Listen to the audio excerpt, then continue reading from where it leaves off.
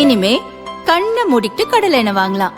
ஏன்னா மந்த்ரா கடலை எண்ணெய் இதயத்தின் தயாரிப்பு. வறுக்க பொரிக்க ஏன் எல்லா சமையலுக்கும் மந்த்ரா தான். மந்த்ரா கடலை எண்ணெய், அபார ருசி, ஆரோக்கியமான உடல் நலம்.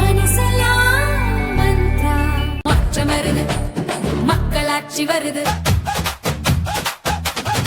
நல்லாட்சினா எடப்பாடியார் தான். வாக்களிப்பீர் இரட்டை இலையே. பீகார் முதல்வரும் ஐக்கிய ஜனதா தளம் தலைவருமான நிதிஷ்குமார் சமீபத்தில் நடந்த ராஜ்யசபா எம்பி தேர்தலில் வெற்றி பெற்றார். இதையடுத்து சில நாட்களுக்கு முன் எம்எல்சி பதவியை ராஜினாமா செய்த அவர் டெல்லியில் இன்று ராஜ்யசபா எம்பியாக பதவியேற்றார். துணை ஜனாதிபதி CP ராதாகிருஷ்ணன் தலைமையில் நடந்த நிகழ்ச்சியில் மத்திய அமைச்சர்கள் JP நட்டா, நிர்மலா சீதாராமன், காங்கிரஸ் MP ஜெய்ராம் ரமேஷ் உள்ளிட்டோர் பங்கேற்றனர். நிதிஷ்குமாருக்கு துணை ஜனாதிபதி, மத்திய அமைச்சர், எம்பிக்கள் வாழ்த்து தெரிவித்தனர். 10 முறை பீகார் முதல்வராக பதவி வகித்துள்ள நிதிஷ்குமார் நீண்ட இடைவெளிக்கு பிறகு மீண்டும் தேசிய அரசியலுக்கு திரும்பியுள்ளார். VP சிங், வாஜ்பாய் உள்ளிட்டோர் பிரதமராக இருந்தபோது அவர்கள் தலைமையிலான மத்திய அமைச்சரவையில் நிதிஷ்குமார் முக்கிய இலாக்காக்களின் மந்திரியாக பதவி வகித்துள்ளார்.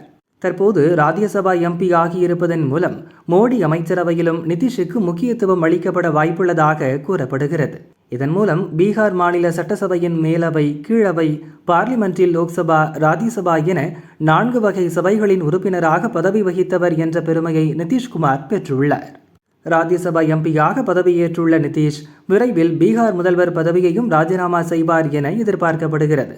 அதன்பின் NDA கூட்டணியின் சார்பில் சட்டசபை குழு தலைவர் தேர்வு செய்யப்பட்டு பீகாரின் புதிய முதல்வர் பதவியேற்பார். அரசியலில் கால் பதித்துள்ள நிதிஷின் மகன் நிஷாந்துக்கு பீகாரில் அமையும் புதிய அமைச்சரவையில் முக்கியத்துவம் தரப்படும் எனவும் பேச்சு எழுந்துள்ளது.